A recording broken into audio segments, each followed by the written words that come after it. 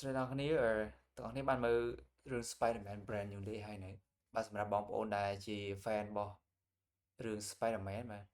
ដែលចាប់អារម្មណ៍មកនៅក្នុង clip មួយដែល MJ said I don't love you អូខេអញ្ចឹងកាលពីរឿងដំបូងឡើយហ្នឹងគឺវគ្គបញ្ចប់នៅរឿង Spider-Man No Way Home ដែល Doctor Strange គាត់ cast the spell ដើម្បីឲ្យអ្នកដែលស្គាល់ Spider-Man ទាំងអស់ហ្នឹងគឺបំភ្លេច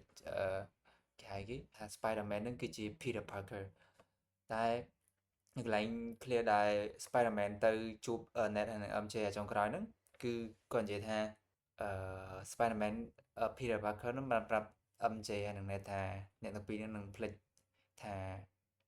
Peter Parker ហ្នឹងណាគេSpider-Man ហ្នឹងណាគេហើយកន្លែងហ្នឹង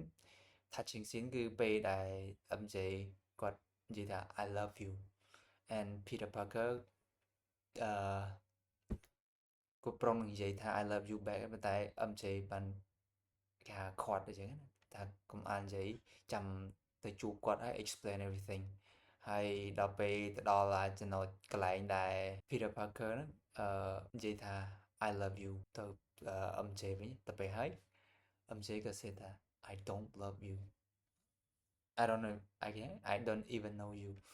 ចឹងកន្លែងនេះគឺវា touching មែនទែនចាប់ផ្ដើមពីកន្លែងពីតពីរឿងសាច់រឿងដែល No Way Home ពេលមកចូលក្នុង Brand New Day ហ្នឹងវា related គ្នាអញ្ចឹងទៅធ្វើឲ្យអ្នកមើលអ្នកទេសនាហ្នឹងវា breaking គេហៅថា broken heart ជំនួស Peter Parker ហើយវា yeah some kind of បើគ្នាភ្លេចឲ្យគ្នាមិនដឹងអញ្ចឹងយើងមិនអាចបន្ទោស MJ បាន yeah but it's sad ចំពោះ fan ទាំងអស់គ្នាបាទម្យ៉ាងនេះតែអ្នកទាំងអស់គ្នាបានមើលរឿង Spider-Man ហើយនៅ